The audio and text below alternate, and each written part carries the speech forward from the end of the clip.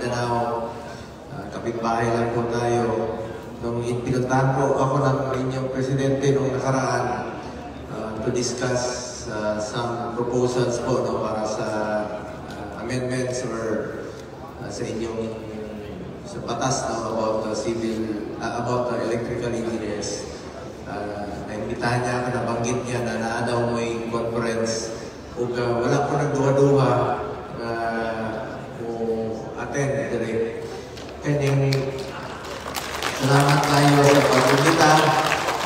Kung kanina mangod ay mga nagaduol, nagpasalamat sa mga tabang, sa mga programa. Ayaw mo pagpasalamat sa ako. Huwag ko kayo magpasalamat sa akin. Ako po yung dapat pagpasalamat sa inyo. Dahil binigyan niyo po ako ng pangalawang pagkakataon na makapag-servisyo muli as your senator. Lalo na po dito sa ating mga kababayan sa Mindanao. Dahil ako po isang Mindanaoan, Bisaya po, Batanggin nyo na Bisaya.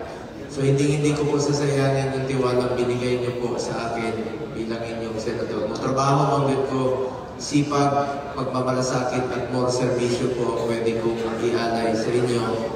Maraming salamat po muli sa inyong tiwala. Salamat sa inyong pagsalig sa ako. Sa ating mga electrical engineers, it is truly an honor to be with you today as you gather for the 26th Southern Mindanao Regional Conference of the Institute of Integrated Electrical Engineers of the Philippines Incorporated. Allow me first to commend your organization for reaching a remarkable milestone, IIEE, at 50 years, a testament to your enduring commitment to integrity, innovation, empowerment, and excellence. Electrical engineers are at the heart of our country's growth and progress.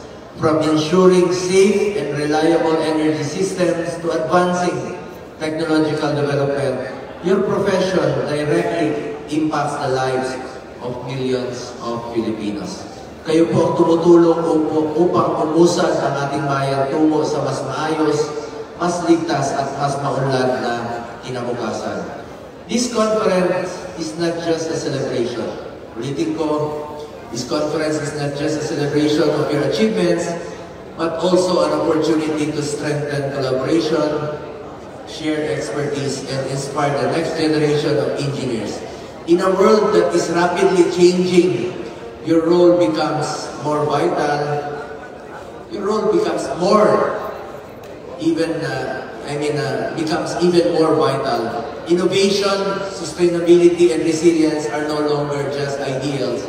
They are necessities. As your senator, I have also filed Senate Bill number... Recording in progress. Wait, karoon pa na yung record? Nakaon lang yun. Okay lang po. Kala ko pinapauwi na ako. Anyway, kaka-open nyo pa lang ng inyong conference, inyong Southern Mindanao Regional Conference. As your senator, I have also filed Senate Bill 1282 or the proposed Electrical Engineering Act of 2025, which seeks to enhance the practice of electrical engineering in our country by instituting higher standards for licensure and professional regulation. Layunin po ito na mai-update na po ang batas para sa electrical engineering na naisa batas pa noong 1995. So 30 years ago na po ito, mangarin natin na mapalakas ang inyong profession at na matiyak na patuloy tayong makakasabay sa pandaigdigang pamantayan, lalo na po sa teknolohiya at makabagong panahon. Ang dami na po nagbago. Daghan na kayo nagbago karoon na dapat na yun na ma-amend na po yung inyong Electrical Engineering Act. Ako, padayon na ako may idoso sa Senado, maski isa lang po kaboto, pero abre ang akong opisina at nakausap ko na rin po yung aming chairperson na si Senator Bato de la Rosa para na ma-hear din ito at ako po ay magpa-participate at sabi ko na dapat maimbitahan po ang inyong anay, ang inyong grupo. Kayo po ang nakakaalam, kamo'y nakihibaluan ng trabaho na niya. Dapat kamo ang paminahon. Sa bawat batas na ating isinusulong, dapat maging inclusive tayo at maging consultative. Konsultahin po natin lahat ng stakeholders, konsultahin po natin lahat ng involved para makabuo tayo ng mas maayos na batas. At asahan niyo po, bukas po ang aking opisina para sa inyong lahat. At gaya na sinabi ko, isang araw lang kami nagkita ng inyong National President at sila Engineer Marlon, nandito rin, kasama rin po nung pumunta sa opisina. I will continue to support initiatives that empower professionals like you. Patuloy po natin pagtutulungan ang pagbuo ng mga polisiya at programa na magpapatatag sa ating mga industry at magbibigay ng mas maraming oportunidad sa ating workforce.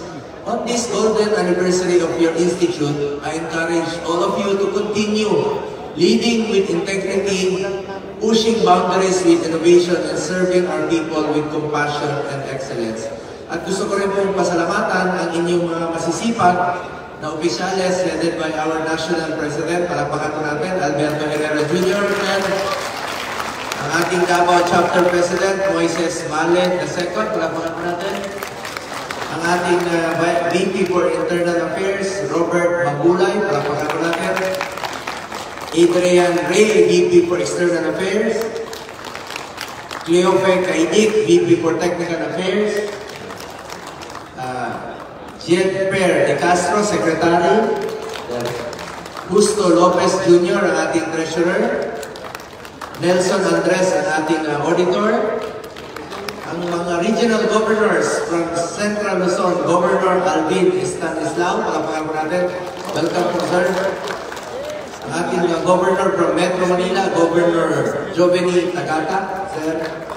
From Southern Luzon, Governor Malu Umali. Ma'am, taga-ano kayo? Batangas.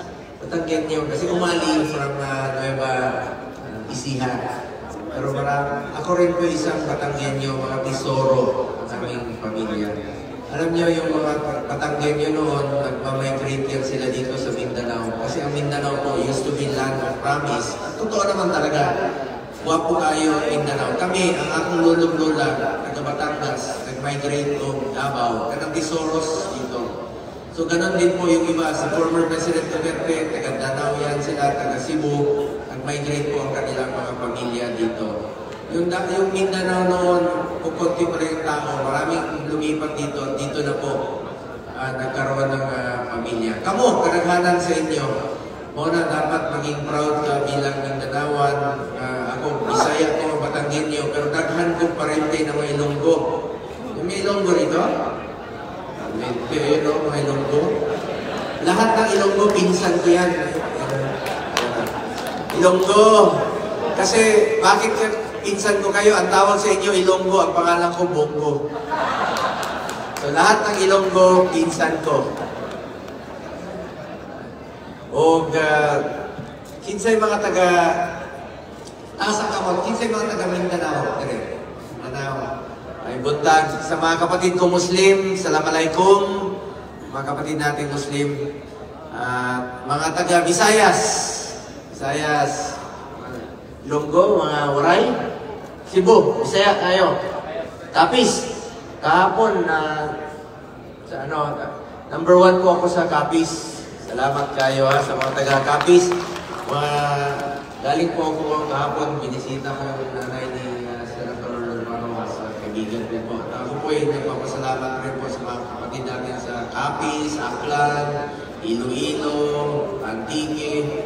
Alam niyo, ginawa niya ako number 1 rin po sa Visayas. Of course, sa Mindanao, talagang number 1 dito. Sa Visayas, number 1. Even doon sa Luzon, sa Mountain Province, sa Bataan, sa Kalinga, sa Apayao, number 1 po ako. Sa Batanes, sa dulo ng Pilipinas.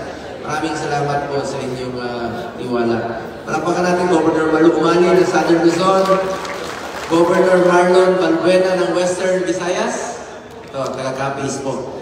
Governor Erwin Salvador ng Eastern and Central Visayas, kani, mga Bulanon, mga Bisaya, mga taga-Negros po, salamat kayo. Itong mga kaisunang Bisaya. Governor Tomas Bertudes ng Northern Mindanao, sa Cagayan, Butuan, sa Iligan, Ermico Diha. O sige kong tuyok-tuyok kay kanang pag-abrihan ng mga super health center ganit kanang mga gagmay. Ako explain ko niyon sana. And taga Southern Mindanao Governor Lloyd Gamat, palakpakan po na to, palihog lang. Ang atong Governor from Western Mindanao, Governor Marlon Parot. Palakpakan na to, sir. Makita na to, bago lang. Salamat kayo. O si Governor Marlon Parot. O Governor Renerio Subsub. Anyway, sa lahat po ng nandito, daghang salamat kayo sa inyong tanan. Gusto lang na ako i-share sa inyo as your senator during the past 6 years. Ang amo akong termino as senator, 6 years na siya. So during the past 6 years, from 2019 to 2025, I have authored 21 laws. I have principally sponsored 94 laws, including upgrade or establishment of public hospitals. Halimbawa, yung mga SPMC, taasan ang mga hospital bed capacity, dugangan ang kapasidad nila, muagi na ang balaod. Ako yung sponsor sa PGH, dugangan ang hospital beds, ako yung sponsor sa Senado. O I have co-authored or co-sponsored 191 laws ug wala ko'y absent sa Senado so far po during the past 6 years. Puro lang yung trabaho ang akong gibuhat. Sipag, pagmamalasakit at more serbisyo po ang pwede ko i-alay sa inyo. Mga electrical engineers, importante kayo ang inyong trabaho. Kaya ako, gatuyok yun ko sa mga nasunugan. Pupunta po ako sa nasusunugan. Marami sa ating mga nasusunugan, yung mga illegal connection, kamog yun to'y makatabang sa ilan. Parati kong pinapaalala sa mga nasunugan, bawat bahay na nasusunog, damay ang kapitbahay. Pero ang tawag gani, ang akong team na ako'y tabangan diha sa barangay 8 sa Bagkiruan, duha ka insidente sa sunog, 60 families na sunugan. Dikit-dikit magod ang balay dali sa Pilipinas. O tabangi lang palihog ninyo na matagaan din sila proper na kaning connection aning mga sa electrical. Kay maluoy ko, naawa po ako tuwing meron na susunugan. Damay ko ng kapitbahay, damay ang gamit, pero parati kong sinasabi sa kanila, ayaw ko kawalan ng pag-asa. Sa mga nasunugan, ang gamit nabibili, ang sanina nalalabhan, ang pera kikitain, subalit yung pera kikitain na hindi po nabibili ang buhay. A lost life is a lost life forever. Importante magtinabangay sa daghan mag Pilipino na nagtinabangay dyan. So daghang salamat kayo sa inyong tanan. Gusto lang po na ako mag-report sa inyo another 3 minutes siguro sa akong trabaho. Chairman manggod ko sa Committee on Health, Sports o Youth sa Senado. Utrohon ako, apri ang ako opisina sa inyong tanan sa atong mga electrical engineers. Ayaw ko ninyo itrato ang laing tao. Itrato lang ko ninyo ang muralatang silingan na pwede ninyo tuktukon anytime of the day. Ayaw mo kaulaw o duol sa ako. So, salamat kayo sa inyong tanan mga electrical engineers. Congratulations sa inyong 26 Southern Mindanao Regional Conference. O dagdagan